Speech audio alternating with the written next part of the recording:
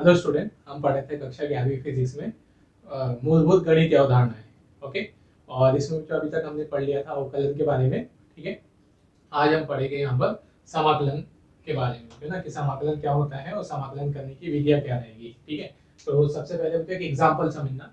ठीक है, जैसे अवकलन भी तो हमने पढ़ा है, मतलब अवकलन में हम क्या करते थे, मान लो उदाहरण के लिए जो, ठीक है, हमको ऐसा दिया है कि कोई एक वस्तु, ठीक है ना, कितनी दूरी तक जाती है, ठीक है ना, ये 15 मीटर तक, है ना, विस्थापित होती है। मतलब ये विस्थापन दिया हमको 15 मीटर, है ना, या ऐसे बोल दो तो 1000 मीटर विस्थापन दिया है ना। और हमको बोला गया है कि इसमें कार्य जो है वो कुल किया गया कार्य कितना है, वो है 2000 जूल है, ऐसा, है ना। फिर हमसे पूछा जाता है कि एक, है ना, जब वस्तु 1 से 2 मीटर के बीच में, मतलब जैसे वो 1000 मीटर चल रही होगी, तो 1000 मीटर चलकर आई होगी, मान लो उसने कितने मीटर चल रही है, 500 मीटर वो चल गई। तो फिर 500 मीटर से 600 मीटर चलती है, तो 500 से 600 मीटर के बीच उसने कितनी विस्थापन निकाल तय किया होगा, है ना। हमको यहाँ कुल विस्थापन दिया है, कुल कार्य दिया है, लेकिन हमको यहाँ पूछा गया कि 500 मीटर से 600 मीटर के बीच में कितना विस्थापन वो चलेगा, है ना। मतलब एक छोटा सा मान चाहिए होगा हमको, मतलब हमारे पास बड़ा मान दिया है लेकिन हमको वहाँ एक छोटा मान ज्ञात करना है ना, छोटा विस्थापन निकालना है, छोटा कार्य निकालना है। तो यहाँ पर इसके लिए हम कौन सी, है ना, कौन सी गणितीय विधि का उपयोग करते हैं, अवकलन की। मतलब बड़ी राशि दी हो, ठीक है, परिवर्तन की दर बड़ी दी हो, तो हमको छोटी परिवर्तन की दर ज्ञात करना है, तो हम अवकलन से करते हैं, है ना। अब समाकलन भी तो उसका विपरीत है। समाकलन में हमको क्या करना होता है, ठीक है, जैसे मान लो कि हमको बोला गया तो कि एक वस्तु 1 सेंटीमीटर तक चलती है, 1 सेंटीमीटर चलने पर उसका विस्थापन हुआ है 5 मीटर। ओके, ओ सॉरी, उस पर उसने कार्य किया है कितना, है ना, उसने कार्य किया है तो 2 जूल। फिर 1 सेंटीमीटर और चल गई, फिर यहाँ पर और 1 सेंटीमीटर चल के फिर उसने मुझको कोई और कार्य किया, मतलब यहाँ पर उसने 3 और 2 जूल और कार्य कर दिया। फिर 1 सेंटीमीटर और चली, फिर 2 जूल और कार्य कर दिया। मतलब हमारे पास ऐसे छोटे छोटे कार्य दिए है ना। पहले 1 सेंटीमीटर में कार्य दिया है, फिर अगले 1 सेंटीमीटर में कार्य दिया है, फिर अगले 1 सेंटीमीटर में कार्य दिया है। मतलब ठीक है, छोटे छोटे से मान दिए हुए, यहाँ पर किसके मान दिए, छोटे छोटे से कार्य के। पहला मान दिया है dw, फिर अगला dw2 का मान दिया है, फिर dw3 का मान दिया, ऐसे अनंत तक दे सकते हैं। मतलब हमारे पास कार्य का मान है, लेकिन कैसा मान है, अल्प विस्थापन में, फिर अगला अल्प विस्थापन में। तो कार्य के ऐसे छोटे छोटे से मान दिए हैं, और हमको बोला जाता है कि वस्तु ऐसे, है ना, कितने सेंटीमीटर तक चलती है, 100 सेंटीमीटर तक, ऐसे, है ना, 1-1 सेंटीमीटर करते करते 100 सेंटीमीटर तक वो जाती है। तो फिर हमें यहाँ पर कार्य निकालना है, तब हम क्या करेंगे, जो इन सब कुल कार्य निकालना है, तो इन सभी कार्यों को हम जोड़ देंगे, है ना, यही करेंगे ना। ठीक है, इस तरह से जितने भी कार्य आएंगे वहां पर कुल कार्य निकालने के लिए हम क्या करेंगे, इन छोटे छोटे कार्य को, भाई पहले 1 सेंटीमीटर में कार्य दिया था, फिर अगले 1 सेंटीमीटर में और कार्य दिया है, फिर अगले 1 सेंटीमीटर में और कार्य दिया है। तो ऐसे करते करते वस्तु 100 सेंटीमीटर तक चल रही है, और हमको अलग अलग कार्य दिए है, और हमको बोला गया है कि यहाँ पर क्या निकालना है, कुल कार्य। तो हम क्या करेंगे, हम क्या करेंगे, उन छोटे छोटे कार्य को जोड़ देंगे, है ना। ये हम सामान्य शब्द में कहेंगे। तो हमने यहाँ क्या किया, हमने छोटे छोटे कार्य को, है ना, कार्य के छोटे मान को, ठीक है, छोटे छोटे कार्य को जोड़कर, छोटे छोटे से कार्य को जोड़कर क्या ज्ञात किया, कुल कार्य ज्ञात किया, है ना। ये हमने किया यहाँ पे। तो इसको गणितीय भाषा में हम क्या बोल देंगे, हमने उसका समाकलन किया है। मतलब अंत समझ में आया ना। तो यहाँ पर हमने क्या किया है, हमने छोटे छोटे राशि, किसी राशि, कोई भी राशि हो सकती है, हमने कार्य की बात की, तो हमने छोटे छोटे किसी राशि के छोटे छोटे से घटकों को, अवयवों को जोड़कर कुल राशि प्राप्त कर ली है ना। तो इस क्रिया को हम कहेंगे समाकलन। तो किसी राशि के अनेक अवयवों या घटकों को जोड़कर संपूर्ण राशि प्राप्त करने की क्रिया समाकलन कहलाती है। या वास्तव में तो अगर आप देखो तो समाकलन में हमने क्या ही किया है, जोड़ा ही तो है। तो वास्तव में जो समाकलन है वो जोड़ने की क्रिया है ना। और इसके कुछ नियम होते हैं, मतलब ये हमारी सामान्य जोड़ने की क्रिया से कुछ अलग है, इसमें हम कुछ नियम और हमने कुछ सूत्र बनाए हैं, है ना। तो इस तरह से तो समाकलन किसकी ही क्रिया है, संकलन की ही क्रिया है, जोड़ने की ही क्रिया है ना। ओके, जैसे एक उदाहरण से जो इसको हम चिन्हों में कैसे दर्शाएंगे सब देखें। ठीक है, माना ऐसे, माना कोई राशि x है ना, ठीक है, अनेक, ये तो लिख दे, समान परिमाण के अनेक घटक है ना, अनेक घटकों या अवयव लिख सकते हो, dx से मिलकर बनी है ना। मतलब हमने क्या लिखा यहाँ पर कि हमारे पास कोई राशि है x, x y कुछ भी हो सकता है, x से मतलब जैसे यहाँ कार्य था, विस्थापन हो सकता है, कुछ भी हो सकता है। तो हमने कहा तो यहाँ पर मानो कोई राशि x है, वो समान परिमाण के अनेक घटकों से, परिमाण मतलब मान से, है ना, समान वैल्यू के अनेक घटकों dx से मिलकर बनी है। ठीक है, तब हम क्या लिख सकते हैं, है ना, x को हम अगर लिखना चाहें तो क्या लिखेंगे, x किसके बराबर है, dx के योग के, जो dx जितने भी घटक होंगे, dx घटक इन सब के योग के, ऐसा है ना। ये लिख सकते हैं हम उसको सामान्य रूप से कि जो हमारी x राशि है वो dx घटकों के योग से बनी है, तो हम उसको गणित के रूप में ऐसा लिखेंगे, है ना। या हम इसे जो और समाकलन के रूप में क्या लिख सकते हैं, समाकलन dx, ऐसा भी लिख सकते हैं, है ना। मतलब x जो राशि है हम उसको ऐसा भी लिख सकते हैं। मतलब हमने क्या किया, इन छोटे छोटे घटकों का जोड़ दिया, है ना। ये जो चिन्ह हमने बनाया है, जहां ये चिन्ह जो है ना, किसको बता रहा है, चिन्ह क्या कहलाता है, समाकलन, है ना, की क्रिया या को दर्शाता है ना, योग की क्रिया को दर्शाता है। ठीक है, मतलब हमने ये ऐसा लिखा था ना dx प्लस dx, तो हमने ऐसा नहीं लिख दिया, ये लगा दिया। जैसे बच्चा आपने इससे पहले वाली कक्षाओं में, छोटी कक्षाओं में पढ़ा होगा, है ना, क्या पढ़ा होगा कि अपनी छोटी कक्षाओं में, ये 10th में आपने जोड़ने के सूत्रों को समेशन इससे बताता है ना, सिग्मा से दर्शाते हैं। तो वास्तव में ये जो योग को बताता है ना। जैसे हम इसको ऐसा भी लिख सकते थे, dx प्लस dx ऐसा है, तो हम इसको सिग्मा dx, ऐसा ये वाला चिन्ह आपने देखा है ना 10th में। तो ये जोड़ने का क्रिया है, समेशन की क्रिया है ना। इसी तरह जो ये भी चिन्ह जो योग को ही दर्शाता है, लेकिन हम उसे समाकलन का चिन्ह बोलते हैं, क्योंकि इसमें हमने कुछ और नए नियम और कुछ सूत्र जोड़ा है, जो है ना।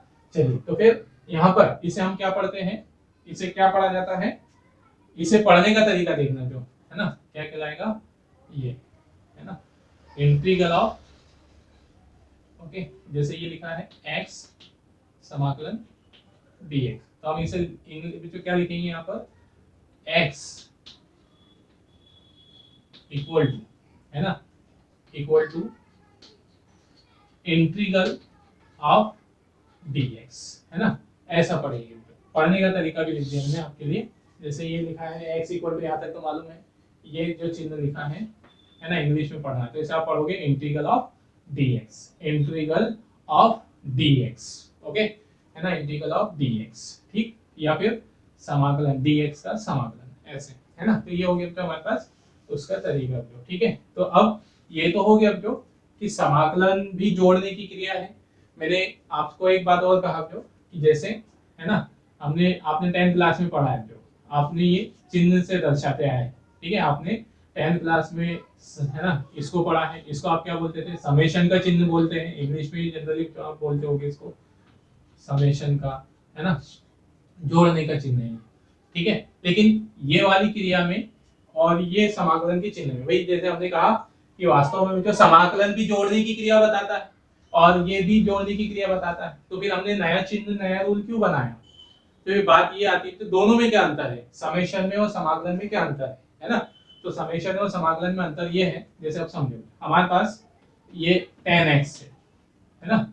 अब ये 10x को हम क्या भी लिख सकते थे, 2x प्लस छोटे छोटे घटकों में ऐसा भी लिख सकते है ना, 2x लिख सकते थे। तो योग किसके बराबर ही है, 10x, ठीक है। या फिर अब हम 10x को ऐसा भी लिख सकते थे, 0.1x 0.1x ऐसा कब तक जोड़ते जाते, जब तक कि हमारा उत्तर कितना नहीं हो जाता, आंसर 10, योग कितना नहीं आ जाए, 10x। तो दोनों में देखो, यहाँ पर ये भी 2x भी 10x के घटक है और 0.1x भी 10x के घटक है ना, ये भी घटक ही है उसके और ये भी घटक है, लेकिन ये घटक कैसे हैं, बड़े घटक है ना भाई, 2x का मान बड़ा है और ये छोटे छोटे से घटक है, इससे भी छोटे घटक हो सकते हैं, ये छोटे छोटे घटक है। तो अगर हम किसी राशि के बड़े घटकों को जोड़कर राशि निकालते हैं, बड़े घटकों को जोड़कर राशि निकालते हैं, तो फिर हम वहां पर कौन से नियम लगाते हैं, जो समेशन। तो फिर हम यहाँ इसको क्या लिखेंगे, इसको हम ऐसा लिख सकते हैं, जो है ना, अगर हमारे ऐसे घटक हो तो 10x को हम यहाँ लिख सकते हैं ऐसा, समेशन 2x, मतलब इस स्थिति में हम योग को दर्शाने के लिए समेशन का चिन्ह लगाएंगे, है ना, इसका सिग्मा का चिन्ह लगाएंगे, योग का चिन्ह, है ना। और कब तक जोड़ते जाना है हमको इसको, 2x मतलब कितने बार जोड़ना है, तो यहाँ हमें इसे जोड़ना है 5 बार, है ना, कितने बार जोड़ना है इसे, 5 बार, ऐसा, ठीक है। तो ये तो जो आपको पता है। अब घटक छोटे हैं यहाँ पर, तो ये छोटे घटक हैं, तो 10x को हम ऐसा लिखेंगे 0.1x, ऐसा, घटक छोटे हैं तो ऐसा लिखा जाएगा। कितने बार जोड़ना है, तो हमको कितने बार जोड़े कि वो 10 आ जाए, तो 100 बार जोड़ना पड़ेगा, तो लिमिट बन जाएगी 100, ऐसा 100 बार जोड़ते जाएंगे तो हमारे पास ये आंसर आ गया, है ना। तो इसके कुछ नियम होते हैं, मतलब दोनों में अंतर भी हमने देख लिया।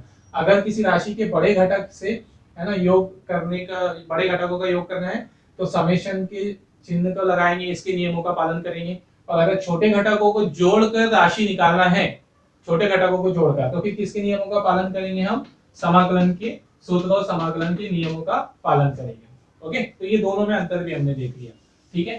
तो नेक्स्ट देखें, तो यहाँ पर ये हो गया हमारे पास, ठीक है, समाकलन की अभी परिभाषा, मतलब अभी तो इंट्रोडक्शन देखते चल रहे थे, जब एग्जांपल देखेंगे तो हमारे लिए सिर्फ वो एग्जांपल मेन रहते हैं, एग्जांपल आना चाहिए हमको, ठीक है ना, मतलब उसके क्वेश्चंस आने चाहिए, ठीक है। अब देखो ये हो गया, इसको पढ़ने का तरीका भी देख दिया हमने, x equal to integral, sorry ये क्या है, इंटीग्रल है ना, l इंटीग्रल ऑफ dx, ठीक है। फिर यहाँ पर जो है ना, या और ऐसे बोल सकते हैं, जो हम वास्तव में जो समाकलन है ना, समाकलन की दूसरी परिभाषा लिख सकते हैं,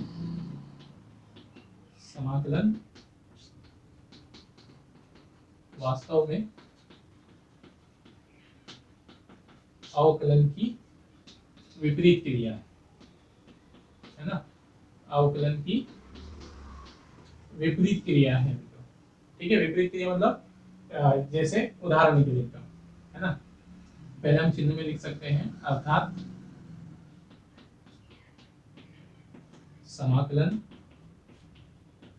वह क्रिया है जिससे, ठीक है, किसी, है ना, लिखने दो फिर हम समझाते भी, समाकलन वह क्रिया है जिससे किसी फलन के अवकल गुणांक से पुनः, ठीक है, फलन को प्राप्त किया जा सकता है, प्राप्त किया जा सकता है, ठीक है ना। ये समाकलन वो क्रिया है जिसके द्वारा हम किसी फलन के अवकल गुणांक से पुनः फलन को प्राप्त कर सकते हैं, ठीक है। थोड़ा सा मुझे कंफ्यूज लग रहा होगा क्या क्या लिखते चल रहे हैं, अभी पहले तो इसको समझते चलिए, फिर एग्जांपल से सब क्लियर हो जाएगा, है ना। चलिए, जो है ना, उदाहरण के लिए, ठीक है, ये ऐसा लिखते हैं हम, यदि, है ना, पहले चिन्हों में दर्शा, यदि किसी फलन, ठीक है, f(x) का अवकल गुणांक f(x) है ना, मतलब हमने मान लिया यहाँ पर जो कि कोई हमारे पास फलन है ना, और उसका अवकल गुणांक f(x) है, मतलब जैसे f(x) का हम क्या कर रहे हैं, अवकलन x के सापेक्ष, f(x) का हम क्या कर रहे हैं यहाँ पर, अवकल गुणांक dy dx, ठीक है, f(x), इसका हम अवकलन कर रहे हैं। मान लो कोई भी एक मान होगा, ये f(x) से मतलब जैसे 2x होगा, है ना, ठीक है, f(x) मतलब कोई भी फलन होगा, या dy dx sin x, ऐसा कुछ भी होगा, है ना। तो हमने उसको f(x) से दर्शाया अभी, तो यहाँ पर f(x) कोई फलन है, उसका अवकलन करने पर हमको क्या मिलता है, fx। मतलब स्मॉल fx का हमने अवकलन किया तो उससे हमको कैपिटल fx, कैपिटल fx क्या बता रहा है हमको, ये अवकल गुणांक है ना, ये किसका अवकल गुणांक है, fx का। fx यहाँ क्या कहलाएगा, ये फलन कहलाएगा, है ना, ये क्या है हमारा फलन।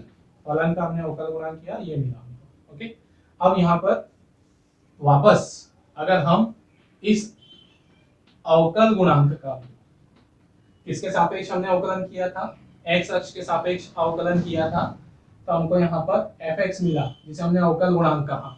अब इस अवकल गुणांक का वापस समाकलन कर दो, वापस समाकलन कर दो तो क्या मिल जाएगा, fx। वापस क्या मिल गया, समाकलन, ये वापस क्या मिल गया हमको, फलन। आया तो समझ में, मतलब ये अवकल गुणांक का हमने क्या किया, समाकलन किया, ठीक है। इसका हमने क्या किया, ये क्या है, अवकल गुणांक है, तो अवकल गुणांक का समाकलन कर दिया तो उससे क्या मिल गया, वापस फलन। अभी एग्जांपल से और क्लियर हो जाएगा, पहले तो चिन्हों में हमने लिख दिया जो, ठीक है ना। जहां पर जो fx है इसे हम क्या पढ़ते हैं, है ना, fx को, जो इस fx को हम समाकल्य पढ़ते हैं। मतलब जैसे हमको यहाँ 2x का समाकलन करना है, 2x स्क्वायर का, है ना, इसका हम समाकलन कर रहे हैं x के सापेक्ष, तो इसे हम क्या कहेंगे, इसे हम समाकल्य कहते हैं। मतलब जिसका समाकलन करना हो उसे समाकल्य कहा जाता है ना। और जिसका अवकलन करना हो, जैसे यहाँ 2x स्क्वायर का हम अवकलन कर रहे होते हैं तो हम इसे फलन कहते हैं। अवकलन किसका करेंगे हम, फलन का। और जिसका समाकलन कर रहे हैं उसे हम क्या कहते हैं, समाकलन। जिसका अवकलन कर रहे हैं उसे फलन कहते हैं, है ना, ऐसा, ठीक है ना। मतलब किसको क्या कहते हैं वो भी हमने देख लिया। अब जैसे ये तो जो चिन्हों के रूप में आपको थोड़ा सा कंफ्यूज हुआ होगा कि चिन्ह के रूप में हम थोड़े से कंफ्यूज हो रहे हैं। अब उदाहरण के लिए संख्या से उदाहरण समझते हैं हम उसका, है ना, संख्या से उदाहरण ले लें, ठीक है। माना ये ली, ठीक है, fx कितना है हमारे पास, 2x है, ओके। मतलब हमारे पास fx का मान कितना है, 2x, ठीक है, या 2x स्क्वायर कर दो, क्या कर दिया हमने, 2x स्क्वायर। अब हम इसका अवकलन करते हैं, dy dx, है ना, dy dx fx dy dx, है ना, क्या करते हैं हम 2x स्क्वायर का अवकलन कर रहे हैं।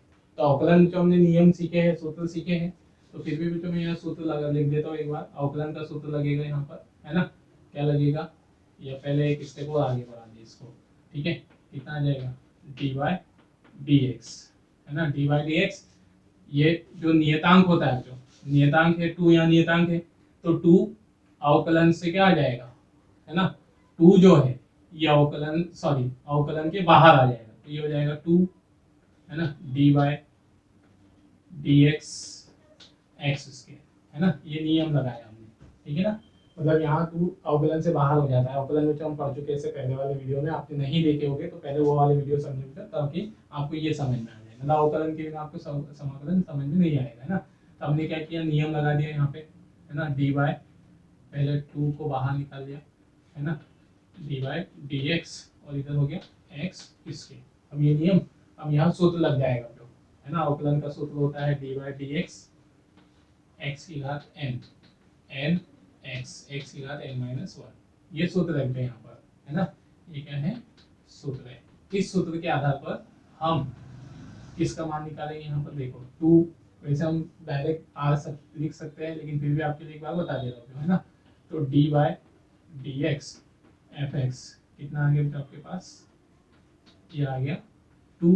अब देखो इससे तुलना करो, यहाँ x की घात कितनी है, n है, यहाँ x की घात कितनी है, 2, है ना। तो इससे देखो घात पहले किस में आ जाएगी, गुणा में, ये घात गुणा में आ जाएगी 2, ओके। फिर जो वेरिएबल है वो लिखेंगे x, वेरिएबल x ही है यहाँ पर भी। फिर उसकी घात में से एक माइनस होकर लिख देंगे, एक माइनस करके लिख देंगे, तो घात कितनी है यहाँ पर, 2 है, 2 में से एक माइनस करके लिख दोगे, है ना। तो कितना आ गया हमारे पास, ठीक है, डायरेक्ट लिख दो तो ये dy dx। चलो यहाँ पर ये लिख देता हूँ, तो ये गुणा करके लिख देते हो जो 4x, ये हमारा उत्तर आ गया, ठीक है ना। मतलब हमने 2x स्क्वायर का अवकलन किया, 2x स्क्वायर का अवकलन किया, क्या मिला हमको 4x। क्या किया हमने 2x स्क्वायर का अवकलन किया, क्या मिला 4x। अब 4x का हम समाकलन करते हैं, ठीक है ना, फिर 4x का समाकलन करते हैं। ये हमारे पास किसका मान आ गया, ठीक है ना, मतलब ये अवकल गुणांक आ गया हमारे पास, है ना।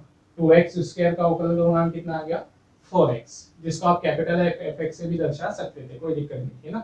मतलब यहाँ पर चलो जो, ठीक है।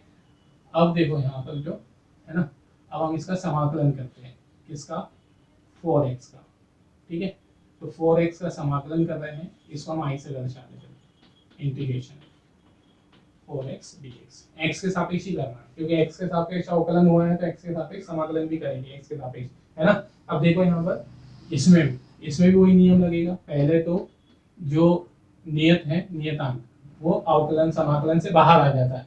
तो यहाँ 4 नियतांक राशि है, समाकलन से बाहर आ गई, अंदर क्या बचेगा x dx, है ना, ये बचा x dx, ये इतना बचा। अब यहाँ मैं इसका भी सूत्र लिख देता हूँ, हालांकि तो हम आगे पढ़ेंगे अभी सूत्र के बारे में, फिर भी यहाँ लिख देता हूँ आपके लिए, x की घात n dx और x की घात n+1 अपॉन में n+1, ये सूत्र है, तो ये सूत्र हम लगाएंगे यहाँ पे, है ना। चलो तो i बराबर कितना आ जाएगा हमारे पास, i देखो क्यों 4, ये तो एज रहेगा, सूत्र इसमें लगेगा x की घात ये वाला। अब यहाँ आप बोलेंगे यहाँ घात नहीं, तो घात नहीं है मतलब कितनी 1, तो ये घात वाला सूत्र लगेगा। ये हम अभी आगे सब सीखते चलेंगे, तो ठीक है ना, अभी आप कंफ्यूज ना हो कि ये एकदम से कहाँ से आ गए, ये हम सारे डिटेल में आगे पढ़ेंगे। तो x की घात 1 है यहाँ पर, है ना, 1 dx, तो इस ये वाला ही सूत्र लगेगा वहाँ पे। तो देखो x है ना, जो वेरिएबल है वो ऐसा लिखा जाएगा, x उसकी घात क्या आएगी n+1, मतलब उसकी जो घात है उसमें एक और जोड़ देंगे हम, तो घात यहाँ कितनी है 1 है, 1 में एक और जोड़ देंगे, ओके। फिर बटे में भी जो n+1 मतलब 1+1, ठीक है, ये कितना आ गया 4 और इधर जो x की घात 2 हो गई, x की घात 2 और बटे में 2, ठीक है। तो आप इसको सॉल्व करिए, 2 से 2 बार कर जाएगा ये, है ना। तो i कितना बचा, i बचा 2, यहाँ देखो 2x², कितना बचा 2x² आ गया। मतलब पहले देखो जो हमने क्या किया था 2x² का अवकलन किया, तो क्या मिला हमको 4x। अब हमने 4x का समाकलन किया तो वापस क्या मिल गया 2x², है ना। इसलिए हमने कहा कि अवकलन और समाकलन एक दूसरे की विपरीत क्रिया है। मतलब हमको 2x² के अवकलन से 4x मिला, तो 4x के समाकलन से वापस क्या मिल जाएगा 2x², ओके। फिर से 2x² के अवकलन से क्या मिला 4x, तो 4x के समाकलन से वापस क्या मिल जाएगा 2x², ये देखो ये मिल भी गया, है ना। तो इसलिए हमने कहा कि ये दोनों एक दूसरे की विपरीत क्रिया है ना। तो ये तो जो इंट्रोडक्शन हुआ यहाँ पर समाकलन का, मतलब समाकलन के बारे में मोटा मोटा बच्चों ये याद रखिए आप कि समाकलन कब उपयोग में लाया जाएगा, कि हमारे पास एक छोटा सा मान है, अल्प मान है, और उससे पूरी राशि ज्ञात करना है, छोटे से मान से पूरी राशि ज्ञात करना है, तो वहां हम समाकलन विधि का उपयोग में लाते हैं। मतलब हमारे पास एक छोटा सा कार्य दिया है और कुल कार्य निकालना है, तो उस छोटे कार्य का समाकलन कर देना, मतलब एक छोटी राशि से बड़ी राशि ज्ञात करने की क्रिया समाकलन कहलाती है ना। या छोटी राशियों को जोड़ कर बड़ी राशि ज्ञात करने की क्रिया हमारी समाकलन कहलाती है, समाकलन संकलन की क्रिया है ना। और इसको हमने उसको लिखा कैसे जाएगा, कौन सी चिन्ह से दर्शाया जाएगा, है ना। और गणितीय रूप में हमने समाकलन की दूसरी विधि परिभाषा समझ ली कि समाकलन और अवकलन दोनों विपरीत क्रिया है ना। मतलब ये बात है जो, ठीक है, बेसिक है, स्टार्टिंग है, ठीक है। चलिए इतना नोट कीजिए, फिर हम समाकलन के प्रकार और आगे और देखते हैं। चलिए जो ना अब हम देखते हैं समाकलन के प्रकार। तो समाकलन को जो हम है ना 2 भागों में वर्गीकृत करते हैं, निश्चित समाकलन और अनिश्चित समाकलन, है ना। तो निश्चित समाकलन और अनिश्चित समाकलन क्या होगा उसको हम समझते हैं, है ना। तो अभी जो हमने जैसे समाकलन क्या कहा, है ना, हमने कहा जो समाकलन क्या है, योग की क्रिया है ना, योग की क्रिया, ठीक है। अब जैसे उदाहरण के लिए जो है ना, हमने क्या किया कि कोई वस्तु विस्थापित हो रही थी, है ना, कोई वस्तु स्थापित हो रही थी, जैसे हमने कहा कि वस्तु, ठीक है, कितने सेकंड तक विस्थापित होती रही, हमने कहा वस्तु जो है ना 1000 सेकेंड तक विस्थापित होते रहे। मतलब पहले मान लिया 100 सेकेंड, फिर 200 सेकेंड, इस तरह से टोटल कितने सेकेंड तक विस्थापित हो गई वो 1000 सेकेंड तक। और उसमें हमको कार्य निकाल लिया हमने ना, हमने कैसे कैसे कार्य हमने कैसे निकाल लिया, पहले हमने निकाल लिया जो 100 सेकेंड में, या हमने 1000 सेकेंड में कुल कार्य निकाल लिया। तो हमने यहाँ पर छोटे छोटे कार्य को जोड़ते गए। मतलब पहले हमने निकाला 1 सेकेंड में कार्य, फिर उसको जोड़ दिया, जो मान लो 1 सेकेंड में 1 जूल कार्य हुआ, फिर अगले 1 सेकेंड में 1 जूल कार्य हुआ, है ना। तो इस तरह से हमने ऐसे छोटे छोटे कार्य को जोड़ते गए, है ना। क्या कहा कि छोटे छोटे कार्य को हम जोड़ते गए और टोटल 1000 सेकेंड में हमने कार्य निकाल लिया यहाँ पर 1000 जूल, है ना। समझने के लिए हमने एक आसान मान लिया, ठीक है ना। तो टोटल समय था हमारा, ठीक है ना, इतना सेकेंड, और टोटल कार्य हुआ इतना, ठीक है। अब देखो कि यहाँ पर कि ये तो हो गई कुल कार्य को विस्थापन की बात, है ना, ठीक है। मतलब ये समय कितना भी हो सकता था, विस्थापन कितना भी हो सकता था, हमने कार्य निकाल, है ना, कार्य हमने कुल कार्य निकाल लिया। अब देखो यहाँ पर कि अब अगर हमको ऐसा पूछा जाए कि कार्य की गणना कीजिए, ये अभी हमने, है ना, ये कार्य निकाला, लेकिन कैसा कार्य निकाला, ये हमने कुल समय में कुल कार्य निकाला, ये जो मान है हमारे पास, ओके। लेकिन हमको ऐसा बोला गया कि हमको कार्य निकालना है वस्तु का, लेकिन हमको कुल समय में नहीं निकालना है। हमको ऐसा बोल दिया गया कि जब कितने सेकंड हुए होंगे, 500 सेकंड और 600 सेकंड, है ना, 500 से 600 सेकंड के बीच में कार्य निकालो। मतलब हमने पहला तरीका क्या था हमारे पास कि कार्य जितना था हम उतना जोड़ते गए, जितना समय था, जितना कार्य था, हम निरंतर जोड़ते जा रहे थे, उसकी कोई सीमा नहीं थी, समय निरंतर जाते जा रहा था, विस्थापन होते जा रहा था, कार्य बढ़ते जा रहा था। तो हमने पहले टोटल निकाला। अब हमको यहाँ ऐसा बोल दिया गया कि हमको कुल कार्य से मतलब नहीं है, हमको सिर्फ कार्य कौन सा देखना है कि जब वस्तु 500 सेकेंड से, है ना, 500 सेकेंड से 600 सेकेंड के बीच में हो। मतलब समय जब कितना हुआ हो, 500 सेकेंड हो चुका हो, है ना, या 500 सेकेंड से 600 सेकेंड के बीच का कार्य निकालना है, यहाँ का कार्य निकालना है हमको, इसके बीच का, है ना। मतलब हमको कार्य जोड़ना तो है, लेकिन इस बार उसने लिमिट दे दी, है ना, हमको एक लिमिट दे दी कि भाई आपको 500 से 600 सेकेंड जब समय हो रहा होगा, या विस्थापन दे दिया उसने, मान लो उसने हमको विस्थापन भी दे दिया कि जब यहाँ पर जो 500 मीटर से 600 मीटर के बीच में, है ना, 500 मीटर से 600 मीटर के बीच में आपको कार्य जोड़कर निकालना है। मतलब कार्य निकालना तो है, लेकिन उसने इसकी एक लिमिट दे दी हमको कि इन विस्थापन के इन मानों के बीच में ही हमको कार्य निकालना है। आया समझ में? कार्य जो निकालना है ना, कार्य को जोड़ना है, लेकिन कौन सा कार्य, पूरा कार्य नहीं, एक निश्चित उसने मान दे दिया हमको, समय का मान दे दिया या विस्थापन का मान दे दिया, तो उस निश्चित मानों के बीच में कार्य निकालना है। तो फिर हम यहाँ जो समाकलन विधि लगाएंगे, मतलब इनको जोड़ेंगे हम, ये छोटे छोटे कार्य को 500 मीटर से 600 मीटर के बीच में। तो इस स्थिति में हम समाकलन को कौन सा समाकलन कहेंगे, निश्चित समाकलन, और उसका एक निश्चित मान होगा, है ना। हम क्या कहेंगे इसे, निश्चित समाकलन। क्यों निश्चित कहेंगे, क्योंकि हम समाकलन, है ना, कर तो रहे हैं, है ना, जोड़ने का क्रिया कर तो रहे हैं, लेकिन निश्चित सीमाओं के बीच में, ठीक है। तो इस तरह से हम वो उसी स्थिति में समाकलन को निश्चित समाकलन कह देंगे। तो वही हम लिख देंगे यहाँ पर, यदि किसी समाकलन को चर राशि x के किन्हीं दो निश्चित मानों या दो सीमाओं के बीच समाकलित करते हैं, है ना, वही बात है कि दो सीमाएं दे दी उसने हमको, विस्थापन की ये सीमा और ये सीमा, या समय की सीमा दे दी, ये सीमा और ये सीमा, तो इसके बीच में कार्य को निकालना है ना, समाकलन करना है, तो उसे हम निश्चित समाकलन कहेंगे। ओके, चलिए, तो ये तो हो गया जो परिभाषा समझ में आया ना, कि अगर हमारे पास समाकलन की कोई निश्चित सीमाएं दी गई हो तो उसे हम निश्चित समाकलन कहते हैं, है ना। चलिए, इसको थोड़ा सा उदाहरण से और सांकेतिक रूप से हम दर्शाते हैं, ठीक है। माना, ठीक है, हमें फलन, है ना, या फलन लिखे तो, या समाकलन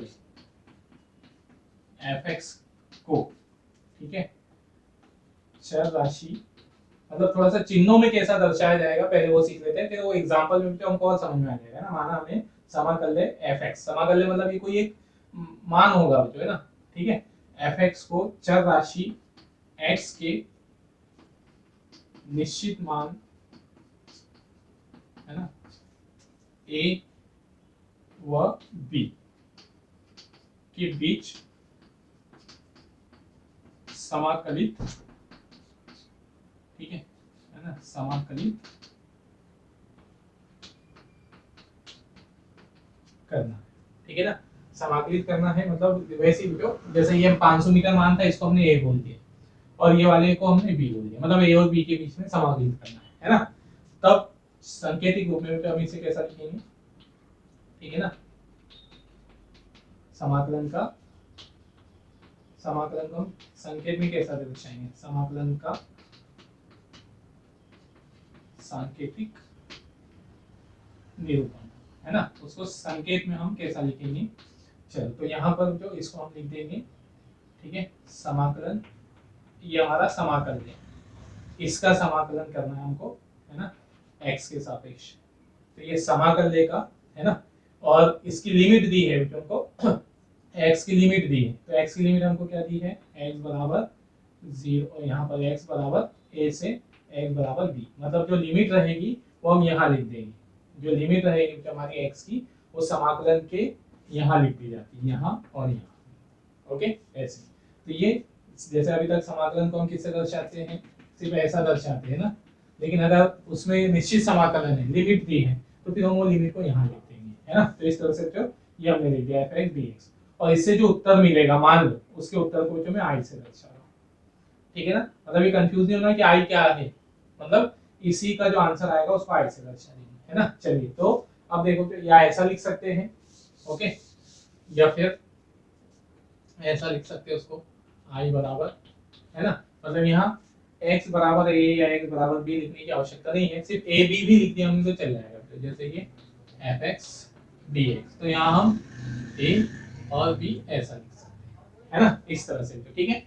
अब जहां जो ये जो a और b है, ठीक है, जहां a जो है इसे जो हम कहते हैं उच्च लिमिट, है ना, या सॉरी ये a जो है वो छोटा जो मान है ना, छोटा मान जो है उसे हम निम्न सीमा, है ना, या लोअर लिमिट हम कहते हैं, ठीक है। और b जो है ना, b जो है तो ये हमारी क्या कहलाएगी, जो बड़ा मान है, मतलब सीधे a और b से ध्यान रखें, जो बड़ा मान है उसे उच्च सीमा, है ना, या अपर लिमिट हम कहेंगे, ठीक है। ये तो ये हो गया। तो अब इसको जब हम सॉल्व करते हैं, है ना, तो किस तरह से करेंगे कि सारे नियम और सूत्र लगाने के बाद, है ना, मतलब हम पहले क्या करेंगे, जो नियम लगाएंगे फिर सूत्र लगाएंगे, ठीक है। तो नियम और सूत्र लगाने के पश्चात हमारे पास क्या मिल जाएगा, नियम व सूत्र लगाने के पश्चात, ठीक है, क्या हो जाएगा, इसको नियम और सूत्र लगा दोगे तब जो इस तरह से लिखा जाएगा, है ना, ब्रैकेट लगा देंगे, ठीक है ना, ब्रैकेट लगा देंगे। और मान लो कि हमने इसका समाकलन करने के बाद हमको स्मॉल f(x) मिला, क्या मिला यहाँ पर, स्मॉल f(x), मतलब ये समाकल्य था, समाकल्य का हमने और समाकलन किया, हमको ये क्या मिल गया, फलन मिल गया, है ना। अब इसमें नियम और सूत्र लगाने के पश्चात ऐसा आएगा, और ये जो लिमिट रहेगी ब्रैकेट की यहाँ लगा देंगे जो a और b, इसको हम एग्जांपल से भी समझ लेंगे अभी, ठीक है ना, ये जो आ जाएगा, है ना। चलो a और b लगा, अब इसके पश्चात i, है ना, क्या कर देंगे, अब नियम देखना, तो यहाँ से पहले तो हमने नियम और सूत्र लगा दिए, अब अंत में सबके पश्चात हम क्या करेंगे, जो चर है उसके स्थान पर, है ना, मैं लिख भी देता हूँ, चर के स्थान पर, चर के स्थान पर मतलब यहाँ चर कौन है, x है, तो चर के स्थान पर, है ना, एक बार क्या कर देंगे हम, उच्च सीमा, ठीक है, रख कर तथा एक बार निम्न सीमा रखकर, ठीक है, दोनों को घटा देंगे, है ना, दोनों को हम क्या कर देंगे, घटा देंगे।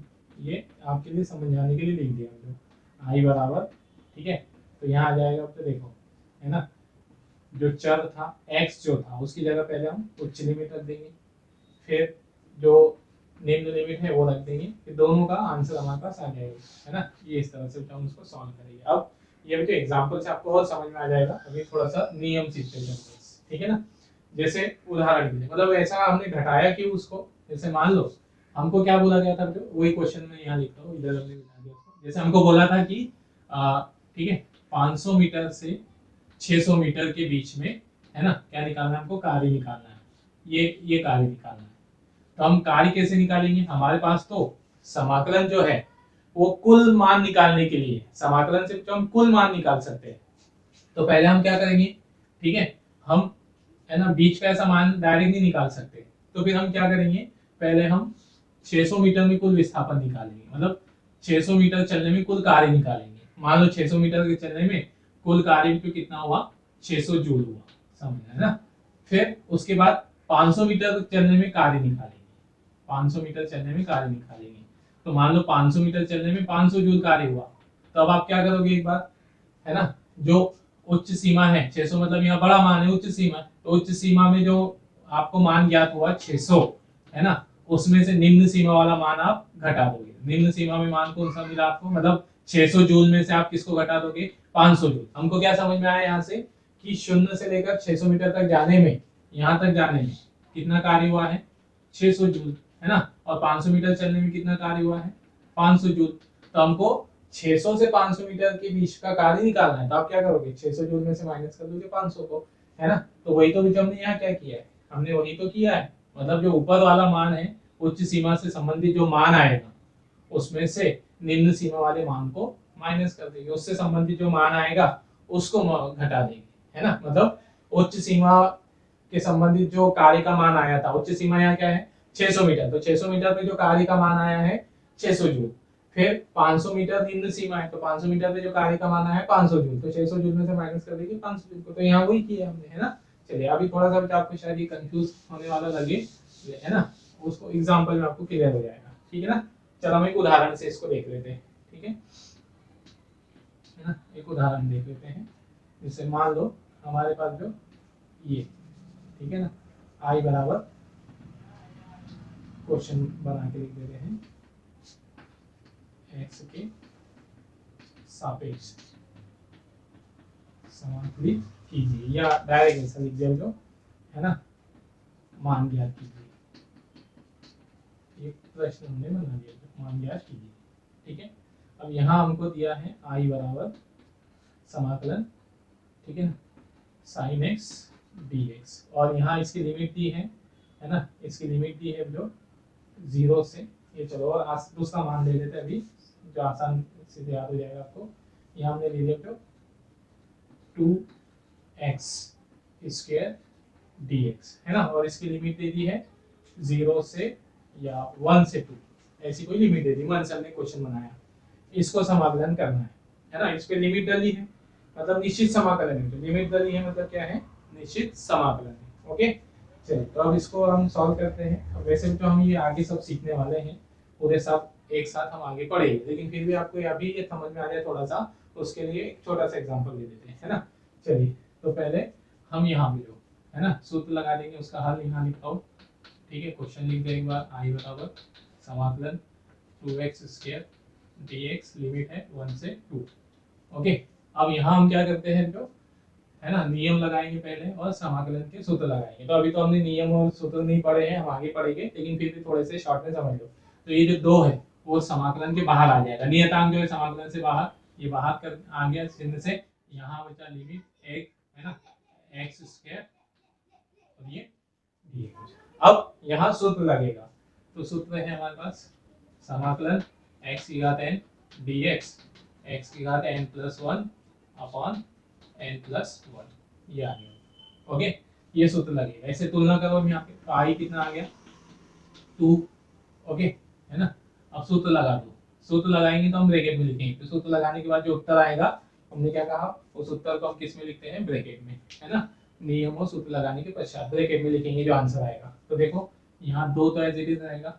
अब इसका सूत्र लगने के बाद क्या होगा, x, इससे तुलना करो, x की घात क्या हो जाएगा n+1, मतलब घात में एक और जुड़ जाएगा, तो यहाँ घात कितनी है 2+1, ओके, और अपॉन में यहाँ क्या हो जाएगा, जो 2+1, ये हो गया। है ना, ये लगा दिया सूत्र। अब सूत्र लगाने के बाद जो लिमिट है ये वाली, इसको ब्रैकेट के यहाँ लगा देते हैं 1 और 2, ये ब्रैकेट के यहाँ लगा देंगे, है ना। फिर अब क्या करते हैं, सॉल्व कर ले पहले। तो ये हो जाएगा x की घात 3 बटे में 3, 1 और ये 2, ठीक है ना, ये हो गया। अब देखो यहाँ पर कि अब हमने क्या कहा, सूत्र लगा दिया। फिर उसके बाद हम क्या करते हैं, चर के स्थान पर एक बार उच्च सीमा रखकर निम्न सीमा रखकर दोनों को घटा देते हैं। तो पहले हम चर जो है, चर मतलब x जो जिसके सापेक्ष समाकलन हुआ है उसके स्थान पर, है ना। तो यहाँ 2, ये तो एज इट इज रहेगा। अब चर कौन है यहाँ x, तो x के स्थान पर हम उच्च सीमा रखेंगे एक बार, उच्च सीमा मतलब 2, तो ये हो जाएगा 2 की घात 3 बटे में 3, है ना। फिर एक बार निम्न सीमा रखेंगे और दोनों को माइनस करेंगे, तो x की जगह निम्न सीमा हो जाएगी 1 और बटे में 3, 1 का घात 3 रहेगी, है ना। ये ओके, बस ये आ गया। तो हमारा उच्च सीमा रख दिया, निम्न सीमा रख दिया, दोनों को घटा दिया। अब सॉल्व कर लो उसको, हमारा आंसर होगा। तो 2 ये हो जाएगा 8 बटे 3 माइनस 1 बटे 3, ठीक है। तो आई बराबर हो गया 2, है ना, और ये हो गया 7 बटे 3। ये 8 बटे 3 में से माइनस करोगे 1 बटे 3 को, तो क्या बच जाएगा 7 बटे 3, है ना। तो ये 2 से 14 आई बराबर आ गया 14 बटे 3, ये हमारा उत्तर। ओके, तो इस तरह से जो है ना, तो ये हमारा एक्चुअल में जो आप अभी थोड़े से कंफ्यूज जरूर हो होगे कि क्या एकदम से आ रहा है ना, जैसे। लेकिन जब हम आगे वाले लेक्चर्स में, आगे वाले वीडियोस में, ठीक है, हम सीक्वेंस से चल रहे हैं। जो पहले आज हमने इंट्रोडक्शन देखा उसका, है ना, परिचय देख रहे हैं हम। फिर इसके जो सॉल्व करने के नियम आएंगे, है ना, और जो सूत्र आएंगे वो हम आगे वाले लेक्चर्स में देखेंगे। तो इसलिए अभी ज़्यादा कंफ्यूज होने की जरूरत नहीं, अभी तो सिर्फ इंट्रोडक्शन की तरह देखिए कि क्या क्या होता है, कैसे कैसे होते हैं। फिर जब हम इसके नियम और सूत्र पढ़ेंगे तो ये आपको स्वयं आ जाएगा, जो है ना, ये कोई कठिन नहीं है, आप इसको आगे वाले लेक्चर्स में सीख लोगे। ओके, तो चलिए, तो ये था हमारे पास, है ना, निश्चित समाकलन। ओके, और उसको एक उदाहरण से भी हमने समझ लिया। फिर नेक्स्ट आता है हमारा निश्चित समाकलन का ज्यामितीय अर्थ और अनिश्चित समाकलन, इतना नोट कीजिए। चलिए बेटा ना, अब हम यहाँ पर निश्चित समाकलन का ज्यामितीय अर्थ देखते हैं। मतलब हम इसे, जो राशि जो हमको निश्चित समाकलन से मिल सकती है वही राशि हमको ज्यामितीय रूप से भी, हम उसे ग्राफी विधि से भी ज्ञात कर सकते हैं। जैसे उदाहरण के लिए समझना पहले, तो फिर उसका मतलब हम समझते हैं, है ना। जैसे उदाहरण के लिए जो हमको कार्य निकालना था, है ना, कार्य निकालना है, तो हमने कुल कार्य निकाला तो ऐसे, ठीक है ना, बल और विस्थापन, है ना, ये हमारा बल और विस्थापन। एफ क्या है यहाँ पर, बल, और dx है विस्थापन। एफ है बल और dx है विस्थापन, है ना।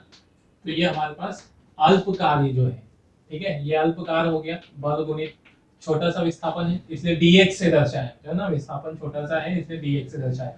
तो कार्य जो है वो होता है बल गुणित विस्थापन के, है ना। मतलब हमको क्या करना है यहाँ पर, ये छोटा सा कार्य, जो कैसा कार्य है, ये अल्प कार्य। ओके, अल्प कार्य मतलब बल गुणित विस्थापन। कार्य का सूत्र हमें पता है,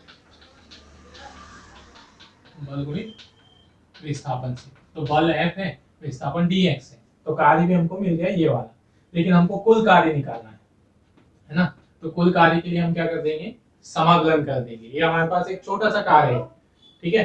छोटा सा कार्य का मतलब क्या, कि जैसे हम, है ना, जैसे हमने कहा कि वस्तु dx दूरी तक स्थापित हुई, उसमें बल इतना लगा, तो उसमें हमको ये कार्य मिला dw। ओके, अब हमने कहा कि हम वस्तु को ऐसे विस्थापित करते हुए जाते हैं, है ना, कैसे, कहां से कहां तक, फिर dx दूरी तक लेके चलते हैं, फिर dx दूरी तक लेकर चलते हैं, फिर और dx दूरी तक लेके चलते हैं, ऐसा। तो फिर हमको यहाँ कुल कार्य निकालना है।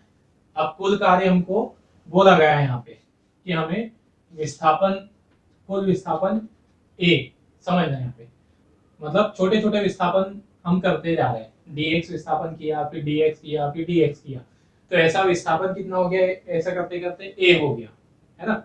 अब उसके पश्चात हम वस्तु को और विस्थापित करते जा रहे हैं, है ना, ऐसा विस्थापित करते हम जा रहे हैं, तो फिर विस्थापन और कितना हो गया, विस्थापन हो गया b हो गया। ओके, ऐसा मतलब समझ में आ रहा है ना, जो हम वस्तु को ही विस्थापित करते जा रहे हैं। मान लो यहाँ से हमने स्टार्ट किया इस बिंदु O से, ठीक है, तो फिर dx दूरी तक गए, फिर dx और आगे बढ़ाया, फिर आगे बढ़ाया, ऐसा करते करते हमने उसको पहले कितनी दूरी तक लेके गए, a तक, फिर और आगे विस्थापित करते गए। अब वस्तु, है ना, कितनी दूरी पर आ गई, बी दूरी पर आ गई।